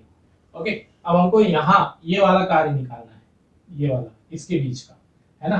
कौन सा कार्य निकालना है हमको, ये वाला जो डबल लाइन से हमने दर्ज, ये कार्य निकालना है। तो हम यहाँ पर किसका उपयोग करेंगे, समाकलन विधि का। जो अल्प कार्य आएगा, अल्प कार्य, उसका समाकलन कर देंगे और लिमिट क्या डाल देंगे उसकी, कहाँ से कहाँ तक निकालना है हमको, बी से ए, उच्च लिमिट माइनस ए है, तो ये आ जाएगा तो यहाँ पर उच्च लिमिट बी और ये निम्न लिमिट ए, ऐसा है ना, ए बी, ये ऐसे हम निकालेंगे। समझ में आया ना, मतलब आप थोड़ा सा एग्जांपल समझोगे तो उससे ये समझ में आ जाएगा हमको। तो मान लो हमको जो कार्य निकालना था, हम एक छोटी वस्तु को विस्थापित करते जा रहे हैं, एक वस्तु को dx दूरी तक, फिर dx दूरी तक, फिर dx दूरी तक। तो हम ऐसा करते करते विस्थापित करते करते हमारे पास विस्थापन का मान कितना आ गया, a आ गया। ओके, है ना, ये विस्थापन का मान a आ गया। फिर हम उसको और आगे विस्थापित करते गए, विस्थापन, अब टोटल विस्थापन यहाँ से कुल विस्थापन कितना हुआ, b हो गया। ओके, तो कुल विस्थापन हमारे पास b हो गया। अब हमको कार्य निकालना है, तो हमको कुल विस्थापन में नहीं निकालना है, हमको सिर्फ यहाँ से ये विस्थापन कितना था पहले, a से विस्थापन b हुआ, इसके बीच का कार्य निकालना है ना, इसके बीच का। मान लो इस बिंदु को मैंने a बोल दिया, है ना, इसको p बोल दिया, मतलब विस्थापन जब कितना हुआ, p हुआ, सॉरी विस्थापन जब कितना हुआ a, तो वस्तु कहाँ पहुंच गई थी, p पर। फिर जब विस्थापन b हुआ, वस्तु कहाँ पहुंच गई, q तक। तो हमको वस्तु जब p से q चली, इसके बीच का कार्य निकालना है। वस्तु कहाँ चली, p से q के बीच, इसके बीच कार्य निकालना है हमको। तो हम क्या करेंगे, तो वहाँ समाकलन विधि का उपयोग करेंगे। तो समाकलन हम इस तरह से कर देंगे, जो कार्य होगा अल्प कार्य, उसका समाकलन कर देंगे, और उच्च लिमिट जो है हमारी, है ना, निम्न लिमिट, कहाँ से कहाँ तक का कार्य निकालना है, a और b के बीच का। जब विस्थापन a है और जब विस्थापन b है, इसके बीच का कार्य निकालना है। तो हम ये लिमिट यहाँ डाल देंगे, a और b। ओके, अब इसको आगे सॉल्व कर लेंगे। समझ में आया ना। अब इसके बाद हमको, है ना, क्या करेंगे, सूत्र लगाएंगे, समाकलन के नियम लगाएंगे, सूत्र लगाएंगे, फिर उससे मान निकाल लेंगे, बल का मान रखेंगे, बल का मान रखेंगे, विस्थापन का, लिमिट का, ऐसे एक तरीका ये हुआ। ओके, है ना। अब कार्य निकालने का एक तरीका ये हुआ। अब ग्राफी विधि से भी हमको कार्य निकालना है। तो ग्राफी विधि से जो हम कार्य निकालने के लिए क्या करेंगे, ग्राफ खींचेंगे। किस में ग्राफ खींचेंगे हम, ठीक है, बल और विस्थापन में। समझो, हम यहाँ किसके बीच में ग्राफ खींचेंगे, बल और विस्थापन। सुनो, पहली विधि ये है, कौन सी विधि से निकाला हमने, समाकलन विधि से, है ना। हमने कुल कार्य जो यहाँ समाकलन विधि से निकाला। ओके, अब कुल कार्य हमको यहाँ पर ग्राफी विधि से निकालना है। ठीक है, मतलब ये समझ में आ जाएगा तो ये समझ में आ जाएगा तो ये क्या लिखा हुआ है, तो ग्राफी विधि से। तो अब हम यहाँ बल और विस्थापन में ग्राफ खींचेंगे, है ना, बल विस्थापन में ग्राफ बनाएंगे। ओके, अब देखो ये ग्राफ हम बना रहे हैं, है ना। इधर हमने लिया विस्थापन को, कहाँ पर, विस्थापन को हमने कौन से अक्ष पे लिया, एक्स अक्ष पर, है ना। और वाई, है ना, ग्राफ तो बनाते आता है। और इधर हमने बल को किधर लिया, वाई अक्ष, ये बल का मान है। ठीक है, अब देखो कि यहाँ, है ना, हमने बल कितना लिया है, F लिया है ना। ये मान लो यहाँ बल F है। ठीक, अब विस्थापन के दो मान है हमारे पास, A और B। वस्तु को हम A और B के बीच में विस्थापित कर रहे हैं। तो यहाँ विस्थापन का x मान A हो गया, इधर विस्थापन का एक मान B हो गया, है ना। जैसे ये विस्थापन यहाँ कितना है, ये विस्थापन अक्ष है, तो विस्थापन अक्ष पे यहाँ विस्थापन का मान कितना है, A, यहाँ मान कितना है, B। ओके, ग्राफ खींचते आता है ना मुझे, जैसे हम x के मान ऐसे लेते हैं, है ना, x का मान 1, तो फिर उसके सापेक्ष y का मान 2, फिर x का मान हमने 2 लिया तो y का मान हमने 4 लिया, ऐसा ग्राफ खींचते हैं ना, x और y के मान के बीच में, वैसे ही करना है। अब देखो, हमने मान लो जो ग्राफ बनाया, है ना, ग्राफ बनाया, तो जब हमारा विस्थापन कितना था, A था, विस्थापन कितना था, A था, तो हमने बल कहा, बल कितना है, F है। ओके, अब उसके बाद हमने कितना विस्थापन हुआ जो हमारा, ठीक है, समझ में आ गया, हमारा विस्थापन कितना हुआ, विस्थापन हो गया हमारा B, है ना, विस्थापन कितना हुआ B। तो भी हमने कहा कि बल हमारा कितना है, F है। समझ में आ रहा है। चलो मैं एक नंबर से ले लेता हूँ, जैसे x का मान हमारा 2 है, तो y का मान उस समय 4 है, फिर x का मान है ना 4 हुआ, तो y का मान तब भी 4 है, समझने के लिए, है ना। अब इनका ग्राफ खींचो, तो आप ग्राफ कैसे बनाओगे, तो है ना, ग्राफ कैसे बनाओगे, इधर x के मान ले लोगे, x का मान इधर 1 2 3 4, है ना, ये x अक्ष। इधर किसके मान ले लोगे, y के, y का मान 2, है ना, या ऐसा ले लो 1 2 3 4, ऐसे मान ले लो, है ना। तो अब x का मान कितना है 2, x का मान 2 है, y का मान कितना है 4, ठीक है। फिर x का मान कितना हुआ 4, तो y का मान भी कितना हुआ 4 हुआ, ऐसा मिला दोगे ना, ऐसा ये रेखा बन गई इसकी। ओके, तो ऐसे तो हम कर रहे हैं यहाँ पर कि x का मान, यहाँ विस्थापन का मान a है, विस्थापन का मान a है, हम समझ लेते हैं, यहाँ पे सीधी लाइन खींच देता हूँ, ये विस्थापन का मान a है, तो बल कितना है, ठीक है, चलो सीधा बता देते हैं, ठीक है, ये फिर विस्थापन b हुआ, विस्थापन b हुआ, ठीक है, तो भी बल कितनी है F ही है, तब भी बल F है। तो हमको ये दो बिंदु मिल गए, क्या मिल गए, ये दो बिंदु। अब इन दो बिंदुओं को हम क्या कर देंगे, मिला देंगे, इसको ये रेखा से मिला देंगे। ओके, तो हमको एक ये रेखा मिलेगी, ये जो रेखा है ना, इस रेखा को हम क्या कहते हैं, है ना, इसको वक्र कहते हैं। जो ग्राफ खींचने पे जो लाइन मिलेगी उसे वक्र कहेंगे। जैसे ये यहाँ ये लाइन मिली, तो इसे हम वक्र कह रहे हैं।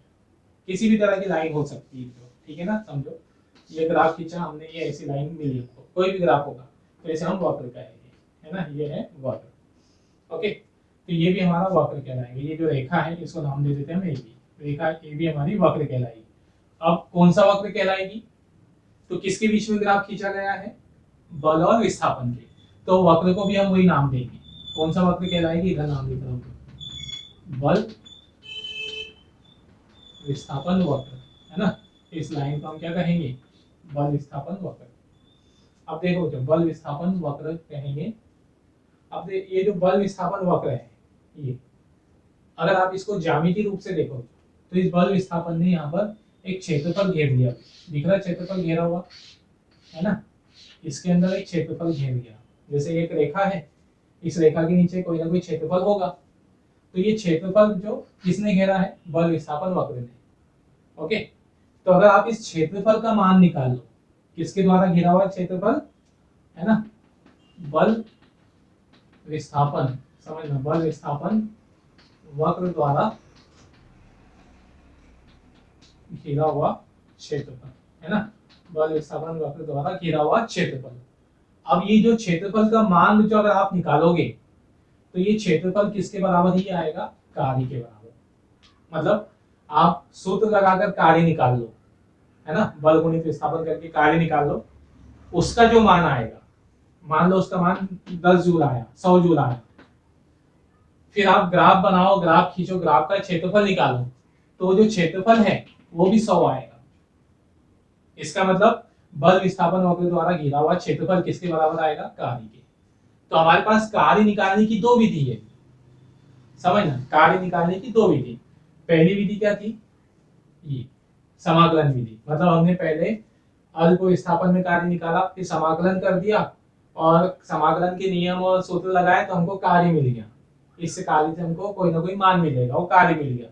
अब आपने ऐसा नहीं किया, आपने दूसरी विधि लगाई। दूसरी विधि में आपने क्या किया, बल और विस्थापन के जो मान थे, जो लिमिट थी, है ना, ए और बी, ये लिमिट लेकर इनके बीच में ग्राफ खींचा, और ग्राफ से जो आपको रेखा मिलेगी, वो रेखा वहां जो क्षेत्रफल घेरेगी, है ना, वहां रेखा जो मिलेगी बल और विस्थापन के बीच में ग्राफ खींचने पर, कौन सी लिमिट, दी हुई लिमिट के बीच में आप ग्राफ खींचोगे, तो ग्राफ से जो रेखा मिलेगी, रेखा जो क्षेत्रफल घेरेगी, वो क्षेत्रफल किसके बराबर आ जाएगा, कार्य के। तो कार्य निकालने के लिए आपके पास दो विधि है, जो समाकलन विधि, या बल और जो आपके पास राशियां दी हुई है ना, उनमें आप ग्राफ खींचो और उसका क्षेत्रफल निकाल लो, तो वो क्षेत्रफल भी आपके पास किए गए कार्य के बराबर। मतलब हमको यहाँ कार्य निकालना था, तो हम बल और विस्थापन का समाकलन करके भी कार्य निकाल सकते थे, और बल और विस्थापन के बीच ग्राफ खींचकर भी कार्य निकाल सकते थे।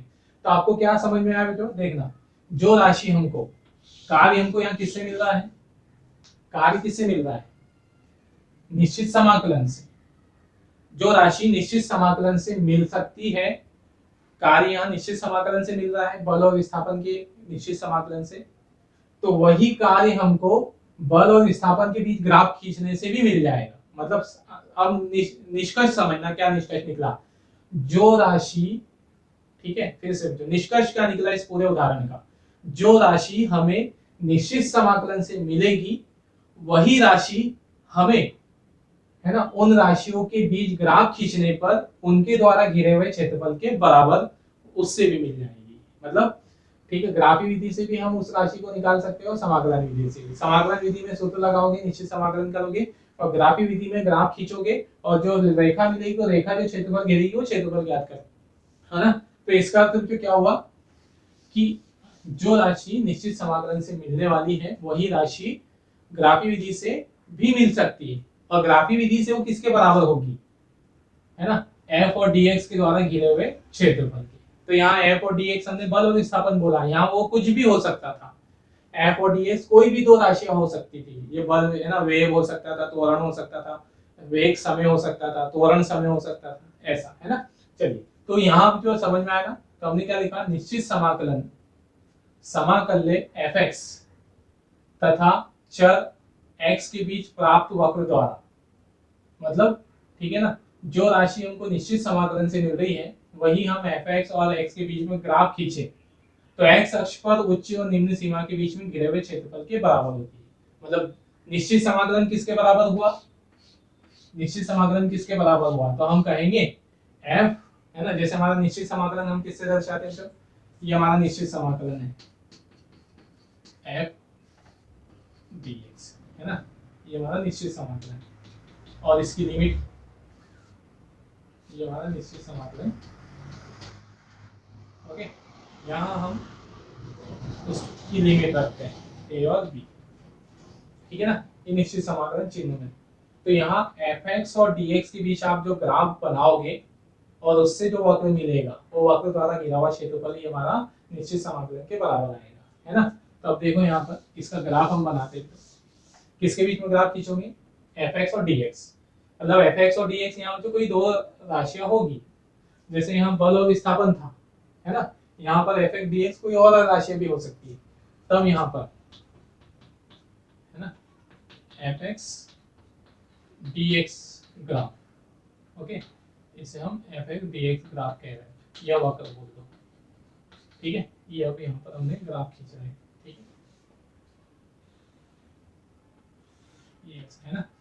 तो यहाँ पर जो fx वाली जो राशि, मतलब ये कोई एक राशि होगी, कोई भी बल, विस्थापन, त्वरण, ऐसा जो भी, है ना, ये हम उसको y अक्ष पे लिया और x पर हमने dx वाली राशि को लिया, तो dx मतलब x को इधर लिया, ठीक है ना, इस तरह से ना, चल मतलब dx ना बोलते हुए x बोल रहे, ठीक है ना। अब यहाँ इसके दो मान लिए हमने a और b, x के दो मान लिए, x बराबर यहाँ a, x बराबर यहाँ b, ओके। अब हमने इनके बीच में ग्राफ खींचा कोई ऐसा, ये एग्जांपल के लिए देने वाला ग्राफ है, तो ऐसा कोई ऐसा नहीं बोले कि एग्जैक्ट यही ग्राफ आएगा। मान लो हमको ग्राफ खींचने पर एक ऐसी लाइन में, समझ में आया, ये एक ऐसा वक्र मिला, हम अंदाजे से हम बता रहे हैं, ठीक है, कि ये हमारा क्या है, एफ एक्स एक्स वक्र है, ये हमको ग्राफ मिला, एक रेखा मिली, इस रेखा को नाम हमने दे दिया, है ना, ये पी क्यू, जो कोई भी हो, या इसको, ये जो दो बिंदु है यहाँ पर, इनको नाम दे दिया हमने ए बी, ठीक है। तो देखो इसने यहाँ पर क्या कर लिया, ये जो हमारा है ये क्षेत्रफल इसने घेर लिया, तो ये वाला, है ना, ये, ओके। तो ये राशि समझना हम यहाँ पर राशि, ठीक है, या यहाँ जो हमारा समाकलन है, मतलब इन दोनों का समाकलन जो है, ये समाकलन किसके बराबर आएगा, तब, ठीक है, एफ एक्स डी एक्स, है ना, एक्स सॉरी ए से बी, ये किसके बराबर आएगा, निश्चित समाकलन किसके बराबर आएगा, एफ एक्स और एक्स के बीच का निश्चित समाकलन हम क्या लिखेंगे, एफ एक्स तथा एक्स वक्र द्वारा, एफ एक्स एक्स वक्र द्वारा एक्स अक्ष पर घिरा हुआ क्षेत्रफल, है ना। ये मतलब हमारे पास दो तरीके हो गए जो यहाँ, मतलब जो राशि निश्चित समाकलन से मिलेगी उस राशि को अगर हम समाकलन विधि से नहीं करना चाह रहे, ग्राफी विधि से करना चाह रहे, तो उन दोनों में ग्राफ खींच लो और वक्र द्वारा एक्स अक्ष पर घिरा हुआ क्षेत्रफल, है ना, निम्न और उच्च सीमा के बीच, ये ऐसा लिख सकते हैं हम, पूरा लिख देते हैं एफ एक्स एक्स वक्र द्वारा, ठीक है, निश्चित सीमा या, ठीक है, निम्न सीमा ए व उच्च सीमा बी के मध्य एक्स अक्ष पर घिरा हुआ क्षेत्र, ठीक है, ये वाला, है ना। ये हमारा निष्कर्ष कि जो राशि निश्चित समाकलन से मिलेगी वही राशि समाकलन, है ना, ग्राफ दोनों में खींच लो और वो घिरे हुए क्षेत्रफल के बराबर होगी। अब आप थोड़े से तो यहाँ कंफ्यूज हो रहे होंगे कि यार ये क्या है, तो अभी मुझे कंफ्यूज होने की जरूरत नहीं है। हम फिजिक्स में जब आगे पढ़ते चलेंगे, दूसरे चैप्टर जब हमारे आएंगे, तो वहां जो आपको इसका, है ना, प्रायोगिक रूप से उपयोग वहां पर मतलब आपको इसका उपयोग होते हुए दिख जाएगा। अभी तो सिर्फ हम थ्योरी पढ़ रहे हैं, हम यहाँ इंट्रोडक्शन देकर चल रहे हैं, जो कि मतलब नियम सीख रहे हैं, जान रहे हैं हम। जैसे अभी आप इतना जान लो कि जो राशि हमको समाकलन, निश्चित समाकलन से मिलेगी वही राशि ग्राफी विधि से भी मिलेगी। अब ग्राफी विधि से वो किसके बराबर होगी, तो उन दोनों राशियों में ग्राफ खींचने पर जो वक्र मिलेगा, वक्र जो क्षेत्रफल घेरेगा एक्स अक्ष पर, उस क्षेत्रफल के बराबर होगी। और इनको हम अप्लाई करेंगे, ये नियम है जो, है ना, ये समाकलन के अवकलन के नियम हमको आगे उपयोग में आने हैं फिजिक्स में। तो ये जो नियम है हम इनको आगे अप्लाई करेंगे, है ना। तो अभी हम नियम सीखते जा रहे हैं, तो आप यहाँ कंफ्यूज नहीं होना कि यार एकदम से क्या क्या हायर लेवल पे चले जा रहा है, ठीक है। बस इतना सीखते रहो कि जो अभी मैं बोलते रह रहा हूँ कि ये याद रखो, याद रखो, जब आप इसको अप्लाई करोगे तो आपको तो सारी बातें आगे आती जाएगी, है ना। तो चलिए जो यहाँ पर इतना नोट कर लीजिए, फिर हम देखते हैं, है ना, अनिश्चित समाकलन। ओके,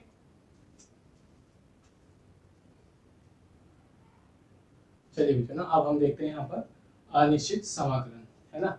अनिश्चित समाकलन मतलब जो अगर समाकलन की कोई सीमा नहीं है ना, समाकलन पे कोई सीमा नहीं है, तो उसे हम अनिश्चित समाकलन कहते हैं। और इस स्थिति में हम उसके साथ एक स्थिरांक जोड़ देते हैं, नियतांक जोड़ देते हैं। क्यों जोड़ देते हैं वो सब हम समझते हैं। तो यहाँ पर देखो जो, ठीक है ना, पहले तो चिन्हों में हम दर्शा दे, जैसे यदि, है ना, समाकल्य, ठीक है, समाकल्य है एफ एक्स का, है ना, समाकलन करने पर, ठीक है, फलन एफ एक्स प्राप्त होता है। ओके, मतलब हमारे पास जो कोई समाकल्य है उसका हमने समाकलन किया एक्स के सापेक्ष। जैसे मान लो यहाँ ये समाकल्य है एफ एक्स, तो उसका हमने एक्स के सापेक्ष समाकलन किया, है ना। और हमें समाकलन करने पर क्या मिला, एफ एक्स प्राप्त हुआ, मतलब फलन मिला, है ना। ये समाकल्य से ये फलन मिला, ये क्या है ना, हमने अभी देखा जिसका समाकलन करते हुए हम समाकल्य कहते हैं, और जो मिलेगा वो फलन है। तो इस फलन में, है ना, जो हमारा उत्तर रहेगा, जो मान लो फलन से मतलब जो आंसर आएगा, उस फलन में हम किसको जोड़ देते हैं, नियतांक, ठीक है, जहां, ठीक है, सी क्या कहलाएगा, समाकलन नियतांक या समाकलन स्थिरांक कहलाएगा। ओके, समाकलन स्थिरांक कहलाएगा या नियतांक कहलाएगा। ओके, ये सारी बात है। अब क्यों ऐसा, ये नियतांक क्यों जोड़ देते हैं उसको समझना है ना, ठीक है, उसका कारण तो होता है। ये सब हम एग्जांपल देखेंगे तब सीखते जाएंगे, तो कोई उसकी प्रॉब्लम नहीं है, बस अभी नियम देखो, है ना। तो एक उदाहरण से समझ लो जो कि स्थिरांक क्यों जोड़ते हैं। ओके, स्थिरांक क्यों जोड़ते हैं, जैसे मान लो हमने यहाँ जो, है ना, क्या पढ़ा कि अवकलन और समाकलन एक दूसरे की विपरीत क्रिया है, ठीक है। तो उदाहरण के लिए हमने कहा जो यहाँ पर कि हमारे पास फलन है एफ एक्स, ओके, ये कितना है हमारे पास 2x स्क्वायर है जो, ठीक है, कितना है 2x स्क्वायर, ठीक है। अब इसका हम क्या कर रहे हैं, अवकलन कर रहे हैं, समझो, ठीक है ना, इसका हमने अवकलन किया, ठीक है, या चलो इसका हम समाकलन कर रहे हैं, ठीक है ना। हमने क्या मान लिया कि कोई फलन है हमारे पास 2x स्क्वायर। ठीक है, अब इसका भी आप क्या करते हो, ठीक है, समाकलन करते हो, तो समाकलन या अवकलन करते हैं, सॉरी क्या कर रहे हैं, अवकलन करने पर, ठीक है, x के सापेक्ष, समझ जाना, x के सापेक्ष कर रहे हैं, x के सापेक्ष, ठीक है।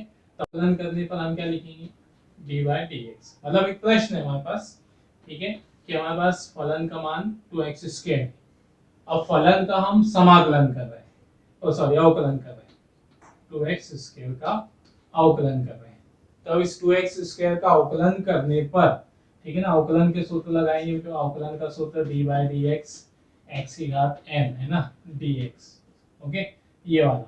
तो ये सूत्र जो हमने पढ़ा है, अवकलन हम सब पढ़ चुके हैं ना, आपने अगर लेक्चर नहीं देखे हो जो पहले वाले अवकलन वाले, तो उसको देखिए, उसको सीखिए, तब उसके बाद जो आपको समाकलन समझ में आएगा, है ना। तो यहाँ 2x स्क्वायर, इसका हम अवकलन कर रहे हैं, तो अवकलन का सूत्र होता है ये घात वाला सूत्र, है ना। तो यहाँ से क्या हो जाएगा, ठीक है, मैं डायरेक्ट आंसर लिख रहा हूँ 2, है ना, और अब डायरेक्ट उत्तर लिख रहा हूँ मैं, ये सूत्र लगा देने के बाद तो आंसर आ जाएगा जो 2x, है ना, ये वाला देखो 2, तो ये वाला 2 तो बाहर आ जाएगा, डायरेक्ट समाकलन से बाहर हो जाएगा, अवकलन से बाहर हो जाएगा, ब्रैकेट में क्या बचेगा, x स्क्वायर।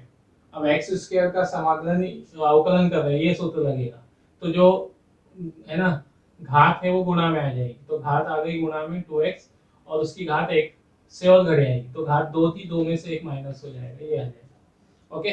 तो अब देखो यहाँ क्या बचा हमारे पास 2x, है ना, उसकी घात में से 2 में से 1 माइनस हो गया, तो डायरेक्ट माइनस हुआ तो 1 बचेगा, तो 1 लिखने की आवश्यकता नहीं है, 2x बचा, ठीक है।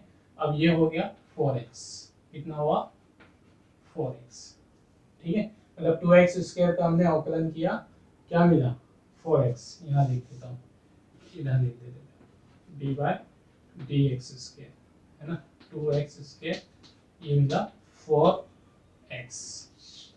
अब हम वापस 4x का, सुनना, वापस हम 4x का समाकलन करते हैं, तो उससे हमको क्या मिल जाएगा 2x स्क्वायर, ठीक है ना। अभी हमने इसको सॉल्व करके भी देखा था इससे पहले, ठीक है। अब यहाँ पर देखो जो 4x का समाकलन करने पर x के सापेक्ष समाकलन करने पर, मैं रफली लिख रहा हूँ आप समझिए, तो इसका समाकलन करेंगे 4x का dx x के सापेक्ष, ठीक है, क्या हो जाएगा, यहाँ पर समाकलन के सूत्र लगाएंगे x dx, ठीक है ना, ये सूत्र लगेगा यहाँ पर x की घात n dx, है ना, ये वाला, तो ये हो जाएगा x की घात n+1 अपॉन में n+1, ठीक है। ये तो इस सूत्र से जो ये सूत्र लगाओगे आप, तो 4, फिर यहाँ पर ये 4 तो अवकलन समाकलन से बाहर हो गया, अब x dx, वहाँ ये सूत्र लगेगा x की घात कुछ नहीं, मतलब यहाँ 1 है, तो x की घात हो जाएगी 1+1 अपॉन में 1+1, इससे तो 1+1 मतलब इसको कितना लिख दो 2, और ये अपॉन में 2, ओके। तो यहाँ से 4x का हमने समाकलन किया, कितना मिल गया, 2 से ये 2 बार कैंसिल, 2x मिल गया, 2x स्क्वायर, ओके, ये आ गया, ठीक है। मतलब 4x का आपने अवकलन किया, यहाँ पर समाकलन किया, तो वापस क्या मिल गया 2x स्क्वायर। वो अभी हमने सीखा भी है कि अवकलन और समाकलन एक दूसरे की विपरीत क्रिया है। अब हम कारण देख रहे हैं कि हमने ये c क्यों लिखा है यहाँ पे, है ना, मतलब ये नियतांक क्यों जोड़ा, उसका कारण समझ में, नियतांक जोड़ने का कारण समझना, तो हम बोलते हैं कि ऐसे, ठीक है। अब मान लो जो हमने, है ना, समाकलन और अवकलन एक दूसरे की विपरीत क्रिया बोलते हैं, और हमने देख भी लिया है यहाँ पर 4x स्क्वायर का हमने यहाँ अवकलन किया, तो हमको 4x मिला। अब 4x का हम वापस समाकलन कर रहे हैं, तो 2x स्क्वायर मिलना चाहिए, है ना, ये हमारा नियम है, ठीक है, और ये नियम टूटना नहीं चाहिए। अब देखो जो अगर ये मैं फलन 2x स्क्वायर प्लस 3 लेता, मान लो ये फलन हमारे पास, ये जो फलन है ये 2x स्क्वायर प्लस 3, ठीक है, तब मैं इसका समाकलन करता वापस, ठीक है, सॉरी अवकलन करता, तो dy dx इसका अवकलन करा, ओके। तो यहाँ पे 2x स्क्वायर का अवकलन होगा अलग, 3 का अवकलन अलग होगा, तो 2x स्क्वायर का अवकलन कितना हो जाएगा 4x, है ना, अभी हमने करके देखा, और ये 3 नियतांक है, तो नियतांक का अवकलन होता है 0। तो इसका मतलब आंसर हमारा क्या ही आया, d/dx 2x² + 3 4x आया, है ना। हमको क्या मिला यहाँ पर, 4x मिला। अब इस 4x से, है ना, वापस हम समाकलन कर रहे हैं, 4x का वापस समाकलन करो। भाई नियम तो हमारा क्या है कि फलन का, है ना, एक का हम क्या कर रहे हैं, फलन का अवकलन कर रहे हैं, तो उससे जो राशि मिलेगी, जो समाकल्य मिलेगा, उस समाकल्य का हम वापस समाकलन कर दो तो हमको फलन वापस मिल जाएगा। ये हम देख भी रहे हैं यहाँ पे। अब देखो हमारे पास तो यहाँ 2x² + 3 था, इसका अवकलन किया, कितना मिला, 4x। अब इस 4x का हम समाकलन कर रहे हैं, तो 4x का समाकलन करने से हमको वापस क्या मिलना चाहिए, 2x² + 3 ये मिलना चाहिए, है ना, क्योंकि अवकलन और समाकलन एक दूसरे की विपरीत क्रिया है, तो मिलना ही चाहिए वहां पे। अब देखो अगर आप इसका समाकलन करते हो, ये यहाँ समाकलन किया हुआ है, तो इसका समाकलन तो हमको सिर्फ 2x² मिल रहा है, 2x² मिल रहा है, लेकिन यहाँ तो हमारे पास 3 भी था, है ना, इसके पास 3 भी था ना हमारे पास, तो फिर इससे तो हमको वापस वैसा कि वैसा फलन नहीं मिल पाया। मतलब यहाँ हमको इस फलन में कोई ना कोई कमी दिख रही है, मतलब इसके साथ जरूरी नहीं है। जो जैसे उदाहरण के लिए समझना, हमने कहा कि हमने 2x² का अवकलन किया तो 4x मिला, अब 4x का समाकलन कर रहे तो 2x² मिला, तो जरूरी नहीं है कि हमारा जो फलन होगा वो 2x² ही होगा। फलन हमारा 2x + 3 भी हो सकता है ना, फलन हमारा 2x + 5 भी हो सकता है, फलन हमारा 2x + 1 भी हो सकता है, क्योंकि आप इनके समाकलन करोगे, इनके अवकलन करोगे, तो इनके अवकलन से आपको क्या ही मिलेगा, इसके अवकलन से भी आपको जो यहाँ पर 4x मिलेगा, इसके अवकलन से भी 4x मिलेगा। तो अगर हमको 4x मिल रहा है तो इसका मतलब ये नहीं है कि हमारा जो फलन है वो 2x² ही होगा, वो फलन हमारा 2x² + 5 भी हो सकता है, वो अवकलन हमारा, है ना, वो फलन हमारा 2x + 1 भी हो सकता है। मतलब हमारे फलन के साथ यहाँ कोई ना कोई नियतांक जुड़ा हुआ हो सकता है, जिसके बारे में हमको मालूम नहीं है, हम अनिश्चित है उसके बारे में कि यहाँ पर 5 है या 1 है या कुछ है, उसके साथ कुछ जुड़ा हो भी सकता है और नहीं होगा तो 0 लिखा रहेगा, है ना। तो इसका अर्थ क्या हुआ बच्चों कि हमको यहाँ ये वाले समाकलन में हम, ठीक है, अवकलन से, है ना, क्या ज्ञात कर रहे हैं, एक राशि, उससे वापस हमको फलन पूरी तरह से नहीं मिल पाता, तो पूरी तरह से नहीं मिल पाता तो हमने उसको कंक्लूजन हटाने के लिए, मतलब कंफ्यूजन हटाने के लिए कि भाई जरूरी थोड़ी है, अगर हमको 2x² मिल गया तो आप तो ये सोचोगे कि फलन आपका, है ना, आपको 2x² मिल गया तो आप तो सोचोगे कि फलन आपका 2x² ही होगा, लेकिन जरूरी नहीं है, वो फलन 2x² 3 भी हो सकता है, 2x² + 5 1 कुछ भी हो सकता है। तो इसका अर्थ जो आपको वहां पर उस फलन में कोई ना कोई एक राशि जुड़ी भी हो सकती है, जिसके बारे में हमें मालूम नहीं है। तो इसलिए हम वहां आंसर में जब अनिश्चित समाकलन होता है तो अनिश्चित समाकलन में जो हमारा आंसर आएगा उस आंसर में हम एक नियतांक जोड़कर बता सकते हैं, क्योंकि वहां हम उसके बारे में निश्चित नहीं है। तो ये समाकलन जोड़ने का, समाकलन में जो है ना, ये स्थिरांक जोड़ने का कारण है कि स्थिरांक क्यों जोड़ते हैं। तो जोड़ने का रीजन समझ में आ गया तो यहाँ पर इसलिए जोड़ा जाता है, ठीक है ना, ठीक है, कि यहाँ हम उस फलन के बारे में निश्चित नहीं होते हैं कि वो फलन वही होगा, ठीक है, मतलब उसके साथ कोई नियतांक जुड़ा हुआ हो सकता है, तो इसलिए हम वो नियतांक अलग से जोड़कर दिखा देते हैं, है ना। तो ये तो ठीक है, इसके ज्यादा एग्जांपल जो आप गणित में पढ़ोगे 11 मैथ्स में, समाकलन अवकलन आपको वहां और ज्यादा डिटेल में है, लेकिन हमको फिजिक्स में आने के लिए भी जो इनका आना जरूरी है ना। तो हम यहाँ उसको केवल सूत्र के हिसाब से पढ़ते जाएंगे, उसका नियम आगे हम देखेंगे जो। चलिए, तो ये था जो हमारे पास समाकलन, उसका इंट्रोडक्शन, उसके प्रकार, ठीक है, निश्चित अनिश्चित समाकलन है। चलिए नोट कीजिए, फिर इसके नियम और शर्तें इसके करने के तरीके हम नेक्स्ट लेक्चर में देखेंगे।